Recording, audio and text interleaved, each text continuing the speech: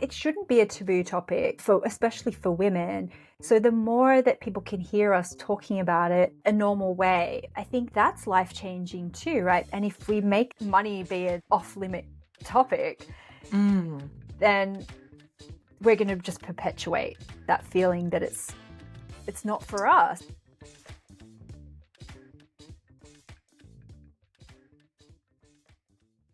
Denise,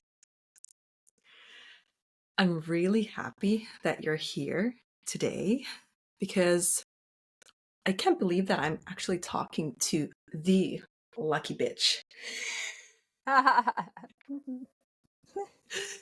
So I don't know if I ever told you this, but your work was really crucial for me when I first started my journey. I was a new mom and I was pushing my stroller, and my firstborn was like maybe 4 weeks or so. I was just listening to your book over and over again, trying to gain the courage of actually coming forth with something within myself, gaining the courage to, I think it was maybe being seen and actually, daring to think big, do big in business. So for me, you've been a life changer. But for those who don't know your work yet, who are you? So I call myself a money mindset mentor. And I think what I really realize is I've always been that friend who tries to solve problems for people and to try and help people. And sometimes that can be the friend who's like, read this book, try this thing, let me help you. And I think that's what my business still is. Even if it wasn't about money, it would be about something else. One of my very early courses was about how to find your soulmate. And that came from that same place. You want this thing? Let's figure it out. And so that's really what my books and my courses are, is like, hey, let's figure out this problem. And it just happens to be that the biggest topic that I'm talking about really the last couple of years has been money. Let's figure Why it out money? together. Why money? I felt a calling to talk about money. When I became a coach, well, I've always been a coach my whole life. Again, that same mentality of let's figure this out. I realized early on that I loved talking to entrepreneurs because I love the creativity and the possibility. And I didn't like working in a job, so I couldn't relate to anyone's career problems because I'd be like, just quit, start a business. And so I just wanted to work with entrepreneurs. And then a lot of the issues that really came up for people was mindset around money. And so I felt this really strong calling to talk about it. And I feel like a calling, it's something that you think about all the time, that wakes you up, that really bothers you when you're trying to sleep. But I was like, no, I don't want to talk about money. I'd have to go back to university and get a finance degree, or become an accountant or a financial advisor, because you're not allowed to talk about money No, you're not. unless Without the degree. And even if you have the degree, exactly. like myself, you still need that one extra course. Like, who am I to talk about money? See, I had a feeling, are you an accumulator No, in money archetypes? actually, I don't know. Tell me more. Oh, no, I had that feeling because a lot of the times before I get on the call and I'll look at what people say, a lot of people are like, oh, we'll just have a free flowing conversation. And you were like, we're going to hit this point and this point and this point and this point. And I went, oh, I think she might be an accumulator. You're probably an accumulator ruler because you were talking about more and more in building. But there's something there for that combination where it's, I'll be happy when I'll only be busy for an extra couple of months and then I'll take a break. one more bank heist and then I'll retire. And it's never enough. It's never enough. And I don't have accumulator in my personality, but I have ruler. And that's the same thing as it's never enough. Always one more, always one more. And so, sorry, going back to the money thing, feeling that calling of going, it's not enough. I have to be, Susie Orman. I have to be the Yep. best of the best. I have to be qualified. And so I ignored that calling for a long time, which in my world, being an instant gratification person is probably only a couple of weeks. But then I honestly said, I went, universe, okay, I will take on this calling, but number one, I don't have to be the best. I'm not going to be a guru. I'm not going to go back to university. Send me nice people. That was a qualification. Send me nice people. And I'm just going to contribute to this conversation and just be one voice and just share what I know and be curious and ask more questions than I give answers to. And it was kind of like a bargain with the universe. I said, I'll do it, but here are my conditions. But And that's, if I've understood correctly, like your journey with money hasn't been a straightforward one. Like it hasn't been an easy topic for you, right? No, but I knew from a very young age that money was important for independence because my mum was very young when she had me. She was 17. She had a very different personality to me. And so I was very aware at a young age that lack of money caused a lot of problems in her life. And my grandmother's life, because she was very open with me too, because I think being the oldest, I was the oldest grandchild and the oldest child of my mom, and I was very mature.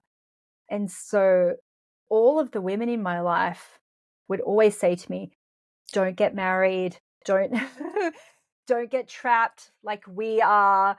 And so I think some part of me is thinking, no, I've always been that creative person. I'd be creative in any environment that I grew up in. But I think I tied that to money very early.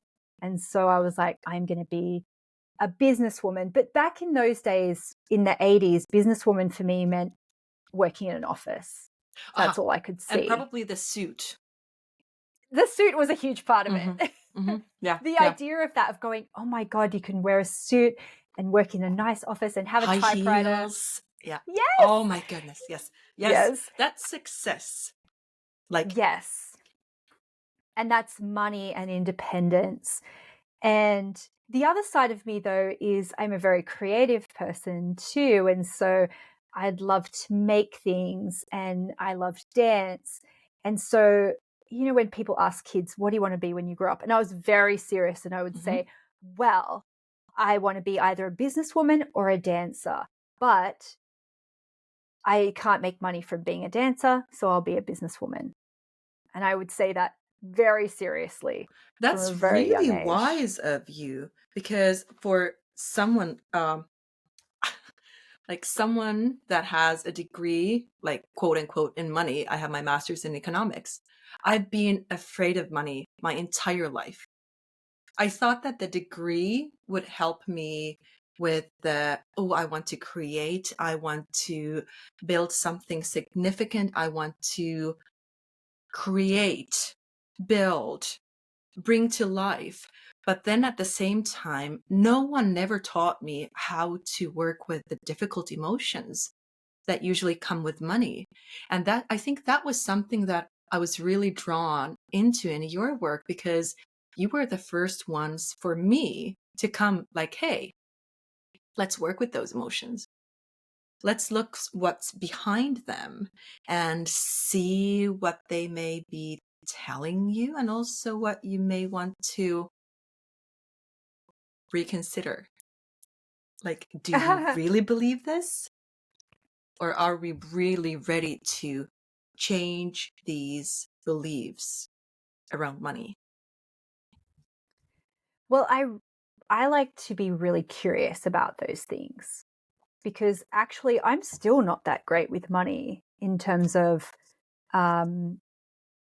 I don't know, I'm not that organized with money. I can spend money very, randomly. I make bad decisions, emotional decisions around stuff. So I know I can never teach people about that stuff because it's not in my wheelhouse. I'm not qualified. But what I really love, I love when people tell me their money stories, Mm. and I love helping people get those little aha moments and find the through lines for them of going, well, this happened to me, or this collection of experiences happened to me. How is that showing up for me? And can I imagine something different? And even that compassion, I think, if we hear someone's story and say, my parents were really frugal, and so I'm terrified of spending money. That for me is like ding, ding, ding, of course. And then we can feel compassion and go, of course we can feel that way. But also, I feel really lucky that we live in this time that we can share these stories with each other, because when you grow up one way, you think everyone's like that.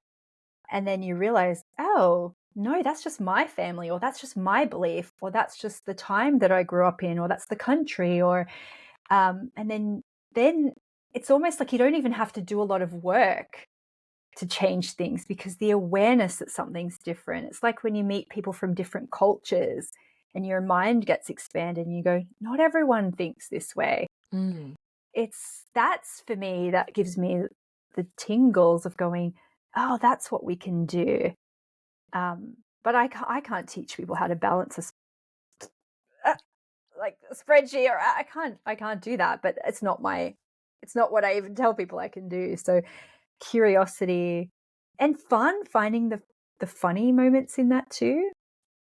Um, because sometimes we have heavy stuff that happen, but it's also like we can see the fun and the humor in a lot of the money stories that we've accumulated. Especially if you have the tools to actually see behind the stories and behind the what seems to be irrational behavior around money.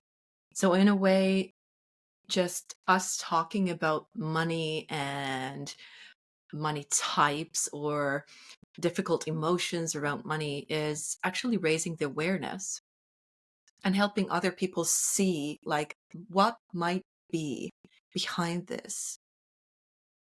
Well, because it shouldn't be a taboo topic, especially for women. So the more that people can hear us talking about it in just a normal way, I think that's life changing too, right? Because most of the women I know are excellent at talking through things and problem solving and finding the connections within things and finding the meaning behind our stories. And if we make money be an off limit topic, Mm, then we're going to just perpetuate that feeling that it's not for us. And the practical problems I see from that is that when someone starts a business, they really struggle to set that first price because it's such a taboo topic. They struggle to then send out invoices, say the price when someone's on a sales call with them, um, put prices on their website. They can be so wishy-washy that it's mm. hard to attract clients when you're wishy-washy. Um, Often then having very normal conversations about money can actually stop people from going into business at all. And Mm. I remember hearing from a personal trainer who she had group sessions and people had to actually physically hand her money afterwards. And she found it so uncomfortable. She quit her business. She Oh my couldn't goodness. do it. She couldn't ask for it. And then sometimes she would be just wishy-washy about it. So then she wouldn't collect the money at the end. Oh, Or honey. And then you attract people who don't want to pay. It just Mm. becomes a self-fulfilling thing, because then the people who don't really want to pay, they're bringing all their friends who don't want to pay either. And it just becomes this horrible thing. I've had people quit over having to chase up invoices because it Mm. feels so uncomfortable, because it's a taboo topic. But if it was anything else, you think of any topic that people listening that you are so comfortable about, you could talk about forever. well, what if you could talk about that money like that? Yeah. Yeah. Yeah. Yeah. Easy, right? So, what are the biggest, like we were touching on the topic of money types, and I Yeah. also know that you work with different money, I don't want to say money minds, but maybe beliefs about money, like when it comes to like beliefs that we may have been telling ourselves, stories we may have been telling ourselves for quite a long time, subconsciously or consciously. So, what are the biggest stories you see around money in your own work? So I have three big groupings that a lot fall into. And this is always a great place to start because there's sometimes big rocks that you need to work on. And then what's fun is that you find the nuances later on. Mm-hmm. Yeah. I'm still finding those every day. And I literally am in this topic every day. I'm talking about it every day. And So you're I an find new investigator. things. You're a professional investigator. You investigate stories. Yes. And it's so fun. And actually, I had a 3-day event where I had a lot of topics that I was trying to talk about. And instead, I was like, just stand up and tell me your stories. And someone would say, oh my God, I realized that this happened and now this. I was like, oh my God, tell me more. It just was so exciting. But the three groupings. So, number one is this belief that you have to work really hard to make money. And the nuances below that everyone has to look at is what are the rules that I've been taught that you have to work hard to make money? So, for some people, it's degrees, credibility, this is the only way you can make real money is by doing these things. Mm. In our family, we're lawyers. In our family, you have to get your master's or whatever it is. For some people, it's I have to work all the hours. For some people, it's I have to do something that's hard, like suffering for it. Mm. Actually, for me, because I saw my mom do a lot of different jobs, I always had like 5 jobs at any one Interesting. time. Yeah, but none of them well paid. They were Yeah. all menial kind of jobs. So I had like a cleaning job, a waitressing job, a blah, blah, blah. It was like I just have to work really hard all the time and never take any time off. And I felt guilty if I even found a job that was open 24/7. So I could work Oh my 24/7 God. if I needed So to. so after Yeah. after working super hard, would you feel guilty for resting, or would the guilt come of not being enough for someone? Well, I still have to work on that now. So on a Sunday afternoon when I'm sitting there cross stitching, sometimes I'll be in it and sometimes I think I should be doing something. I should be being productive or I should be making money or I should be whatever. So I think that work hard, everyone's got their relationship to that and you need to look at what that is. I think too, I'm 45, so I did not have a mobile phone until I was at university. And I created my first online product in 2003. It was an ebook. And I really struggled with the concept of making money from something I'd already done Yeah. because my hard work relationship was a very linear equation. An Mm. hour of my effort, and I will get this amount of money. And sometimes then there's like, oh yes, I can, if I work a little harder, I can get a commission. But for me, it was very much a one-to-one relationship. So when I started then going from an analog life to a digital life where the relationship between effort and reward is, Mm-hmm. what is the equation? Different. It's I'm not good at different. math. Yep. Yes. Yep. It is an exponential equation. And I think people listening to this don't discount that in your own life of going, it doesn't make sense to me that I can do something and get paid for it forever. It breaks the equation of this and that. And then you feel like I'm cheating. Let's complicate things. Maybe, oh, I'll break this so that, like it can't be this easy. And for me, it's always been, I need to be always giving a bit too much, like crossing my own boundaries. Heck, like for majority of my life, I didn't really know what my boundaries where they were, because it was always about reflecting what I thought that people were expecting of me. And then when it came to a place where it's me, people coming to me, hey, so what are your rules? How do you want to work? How do you want to earn? How do you want to get your money? What are the rules you have that are actually enabling your flow? So instead of me going by someone else's book, it's about, okay, so me, what do I need? What do I need in order to thrive? Mm. And Yeah. that was hard. I did the exact same thing. So when I started offering one-to-one coaching, first of all, I was thinking, like, who am I to do this, right? And I started off as a generic life coach. I'm like, I'm not a therapist. We're not going deep. Let's just solve some problems together. And um, I was living in Newcastle, Australia, but I had clients all around the world. And so I wanted to be accommodating.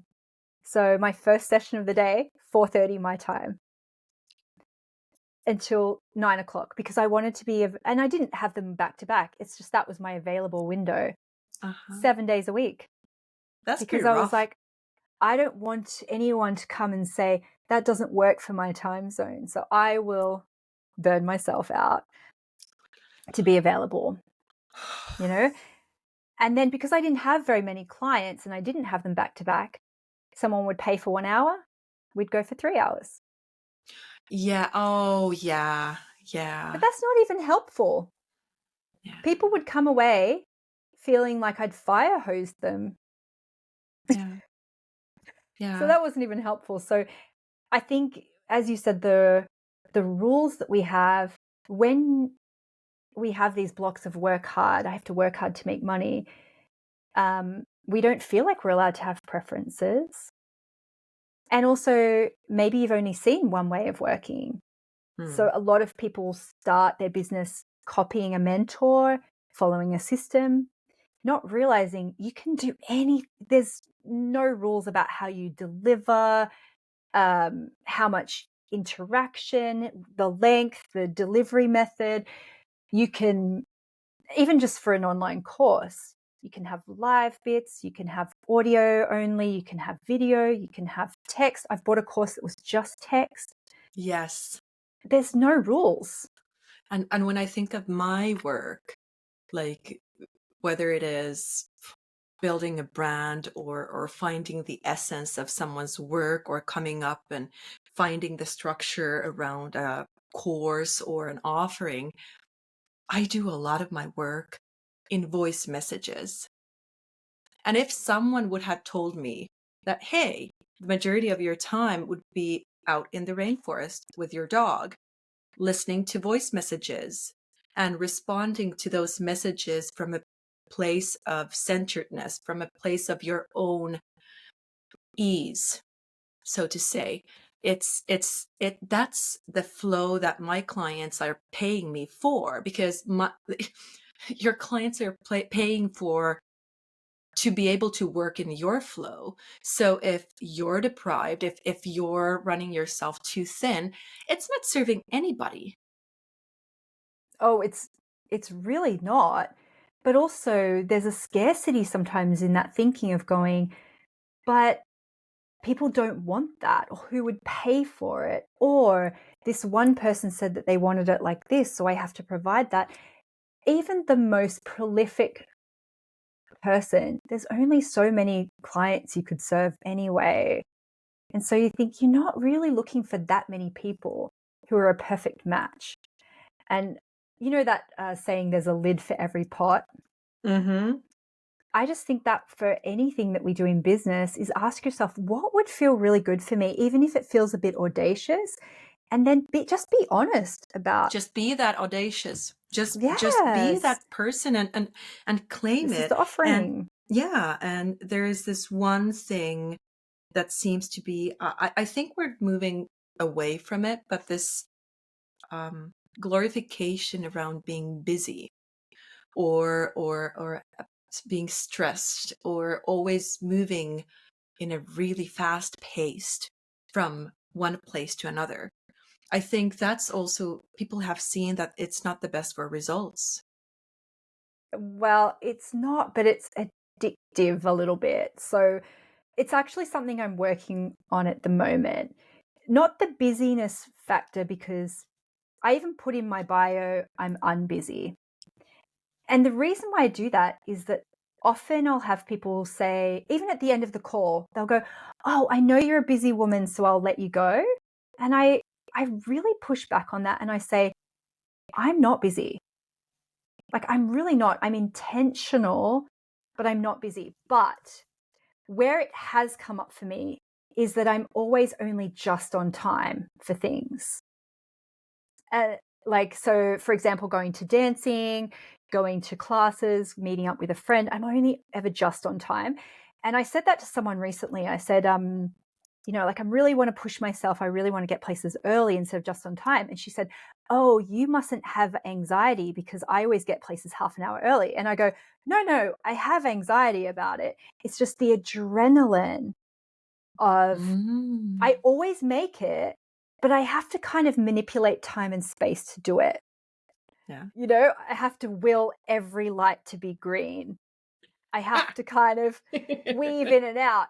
And So it's a so game. It's a it's game. it's a game, but it's not one I want to play anymore. So occasionally I'll be like, okay, I'm going to try and get there, and something happens and I'll still only get there on time. But there are few times I've gotten places and then I've gone, I can get a good park. I'm Mm. not stressed. And then it's like, has everyone known about this and not me? And I realized that how much of that is that addiction of that stress and that, I don't know, like maybe it's the work hard thing of like, I have to earn it. It's not allowed to be easy and spacious. So that's the edge that I'm working on at the moment is 15 minutes early is going to be my new on time. I'm really working on it. It's I tricky love that. because, yeah, It's tricky. It is tricky, yeah. and also, mm, just going. I feel that there is so many things in the sense of, because I was I was 5 minutes late from my massage today, and I really love my massage. I really appreciate the work that my RMT is doing. But I was really asking myself, like, having all the time, why didn't I leave early? What made me add that one little small task to do just before? Was it the sense of busyness? What is was it not, um or to having to work, like you said, work hard, kind of struggle a bit for the massage? Because these are the questions that can really bring light. Like, it's a small thing, but where in other parts in my life does it show up? Am I making things too hard, Hmm. unnecessarily hard? Well, I relate to the task thing because that actually happened this week where I was going, no, I'm going to leave early. And then I went, no one put the dishwasher on. I'll just put one more load in the washing machine before I go. And then I end up leaving the normal time where I only just get there on time. And maybe that is that guilt of there's always more to do. And if I leave this, because I came out, I was like, oh, like this, milk on the, if I leave this, there's going to be a consequence instead of just going, oh, well, Mm. it's okay for me to get there early, but it's a real learning edge for me. It's so fascinating. But I've got friends, they've got no problem with it. They just go, oh, it's so nice to get somewhere early and just to really experience, like for the massage thing, a lot of the time I'm very impatient and they're like, would you like a tea? Would you like a thing? That's part of the ritual. Whereas I'm like, let's just get on with it. So could it be even about the, like, your capacity or my capacity or someone else, like our capacity to receive. Because there has been this, I've been really thinking about being hungry all the time, because I used to tell this story about myself. Oh, I'm this hungry person. I get things done. I chase. I go after things. And I remember I was waiting. It was a queue to listen to Elizabeth Gilbert, the author of Eat, Pray, Love and Big Magic. And I was there just waiting in the queue, and I was looking at, the Vancouver skyline, and I was like, fuck, I'm done being hungry all the time. I want to be satisfied. I want to be, Mm, I want to be, live with my tummy full and with all of my senses and just live fully. And then I realized that, holy fuck, that this means that I need to expand my capacity to receive, to enjoy, my capacity to tolerate pleasure. hmm. And that's a really, like, that was a surprisingly big thing. And now if someone is thinking like, oh, like, what is there about pleasure? Just, you can listen to the the topic about getting into time, like getting a time to the massage. Like, am I diluting my, pleasures in life, or am I making things unnecessarily hard for myself? Am I making myself work a bit harder? I I really, really relate to that. So I have met Liz Gilbert. She was the guest speaker at a conference in Fiji that I went to literally right before COVID happened. We were hearing about COVID at the event, and people were like, oh, I wonder what's going to happen. And then everything shut down like a couple of weeks later.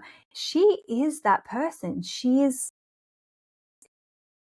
content, and you can see it. And she was just going up, going, does anyone want to go in the ocean?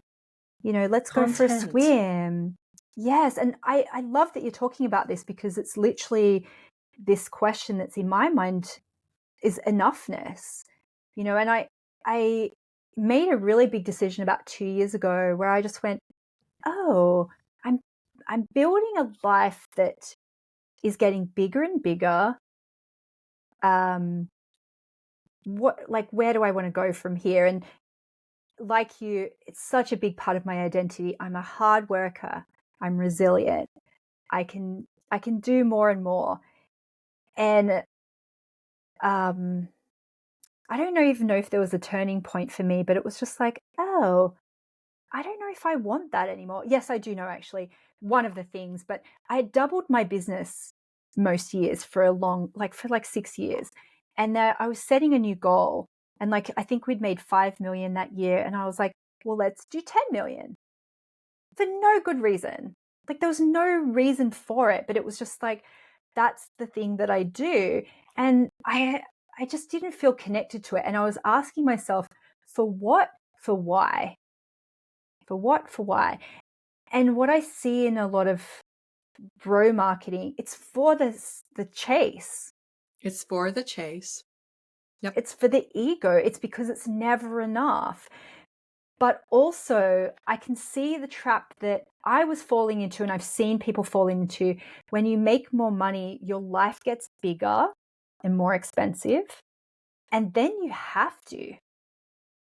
Yeah. And I could see that was happening because I was starting to not only invest in different things and upgrade my life, but I was starting to help and have other people that I was responsible for. Yeah. And then it was like, oh, it tipped from, oh, this is fun, to I need to actually, I do can't. this. Yeah, I can't Yeah. stop.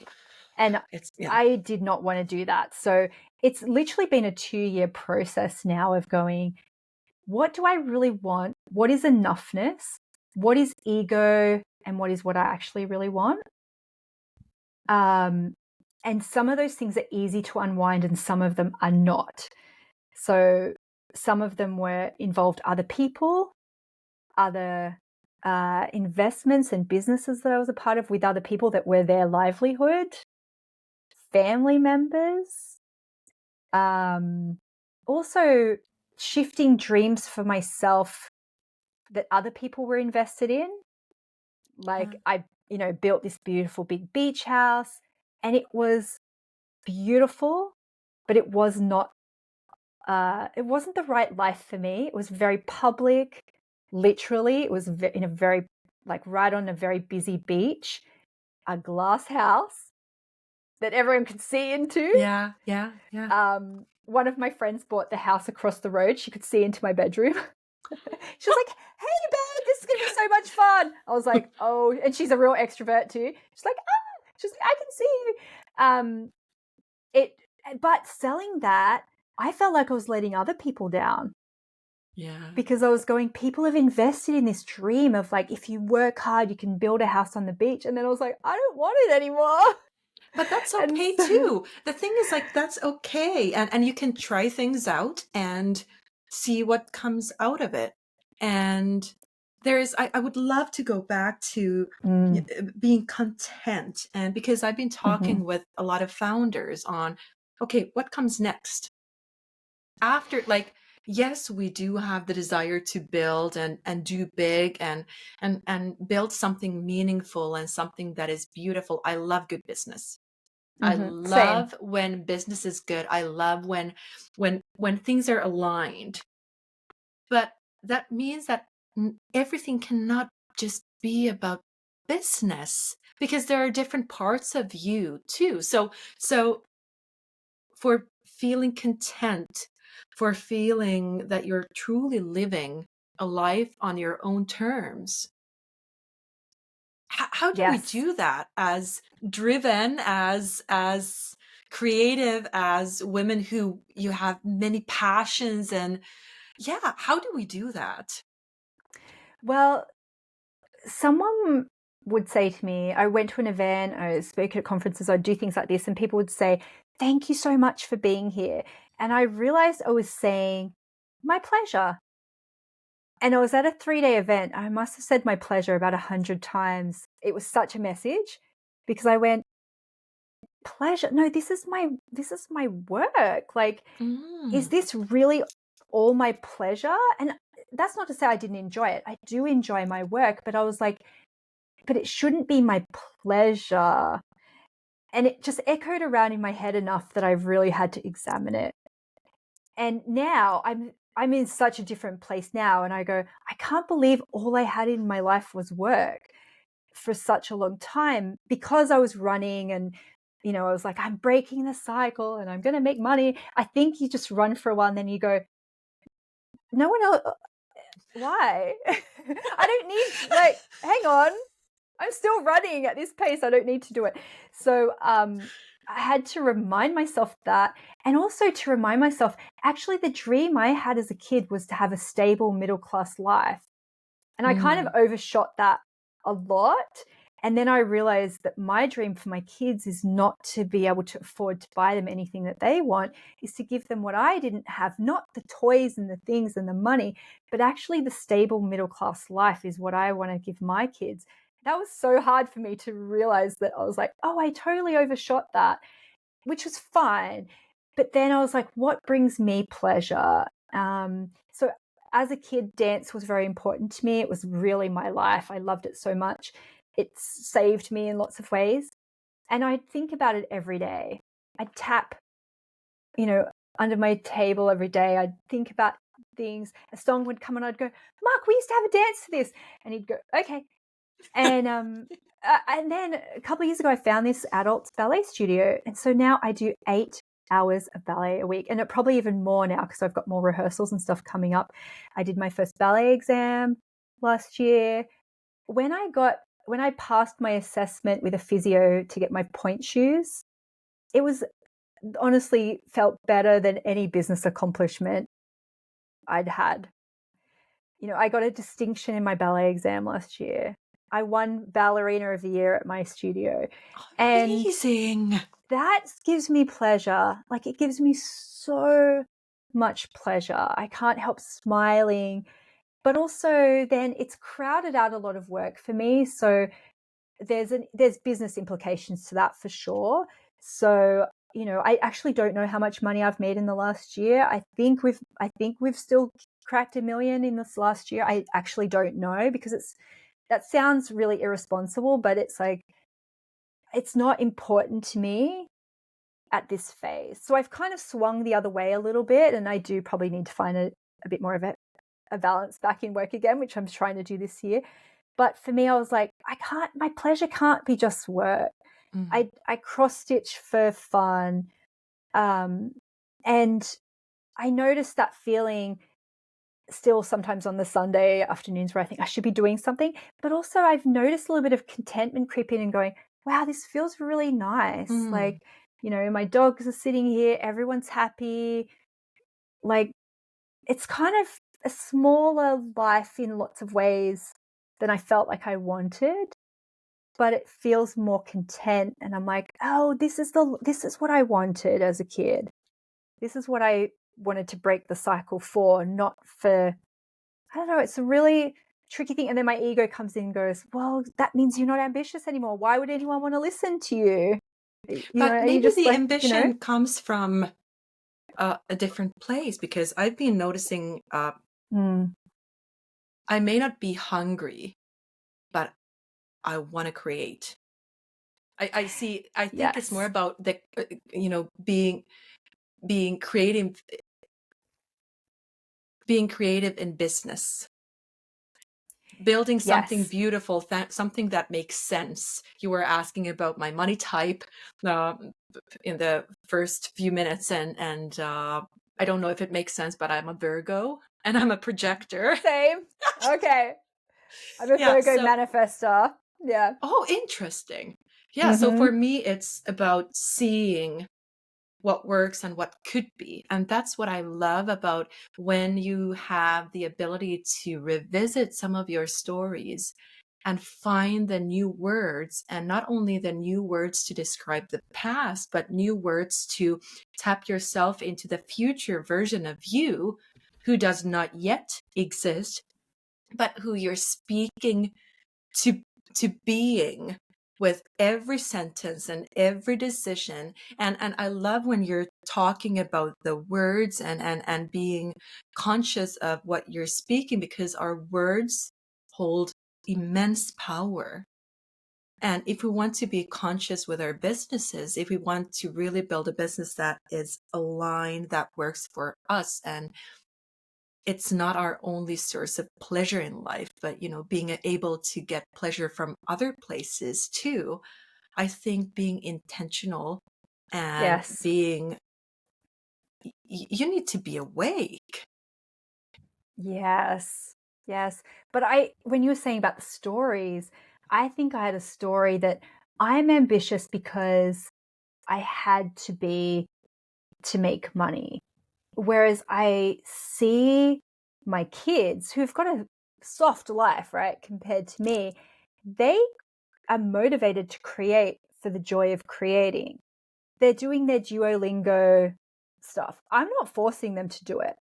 They're making paintings. One of my daughters, we've got a little art room in the garage. She just went and made a painting and was like, look what I made. And so I have to reconcile that and going, oh, my struggle isn't what's made me creative.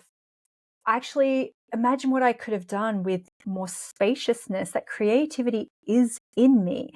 So I'm like, imagine what my kids can do with a strong foundation. It's a real shift for me of going, no, my struggle isn't my thing. Because otherwise then you become wedded to that, right? And it's like, that's your oh, I have to have a little bit of struggle to then be creative, to be hungry. And it's like, oh no, maybe they like my daughter who's 11, she's like, let me tell you my 5 book fantasy series. And here are and she doesn't always follow through on all of them, but she's like, here are the character studies, and here's what they look like, and here's a little thing about what they like and they don't, and here's the dynamics between them. And she's learning about different story tropes. And so we'll watch a TV show and I go, well, what's the theme? And she's like, enemies to lovers and the journey. And it's like, it's so wonderful seeing that, of going, well, she doesn't have to go through the struggle that I had to. She believes, because when we go out to a bookstore, I go, there's my book, there's my friend's book, there's my friend's book. So she's just like, well, of course my book will be in Duh. bookstores. Yeah, It's like really easy. obviously. And maybe that's the thing, because I've been also thinking what I want to give to my children. Maybe it's a stronger sense of safety around money, a Yes. stronger sense of I'm worthy. Of course I'm going to have time off. Of course I'm not. No, I'm not going to tolerate that. No, I'm not going to tolerate that kind of behavior around me. Thank you, but no thank you. Oh, yes. Maybe that's the thing. And maybe knowing what you want and knowing your own boundaries and being tapped into your desire, knowing like, okay, your rule book may say like, I need to do this and this and this, but I'll just go and try things out in my, with my own things. Let's see what And works. and to say to them, I've got ballet today. I've got Exactly. ballet today. The song that's in my head at the moment, which everyone should go and watch, is Beyonce. I don't know what the song's called, but she's got her daughters on stage, and the words are, even though I know you're going to shine on your own, I'm going to be your protector.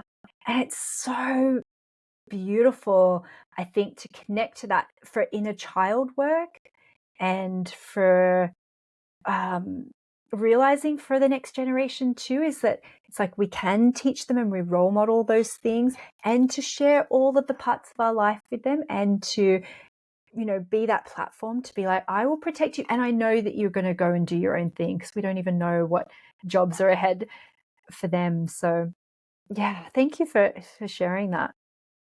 That's very powerful. We could have talked for hours, I Linda. Thank know. you. I have to I come know. back and we'll go that thread a bit more. Thank you everybody for listening, and yeah, come and play. Find me on Instagram. I'm at Denise DT, and just be in the curious conversation. That's all we are doing, right? None of us are experts and gurus.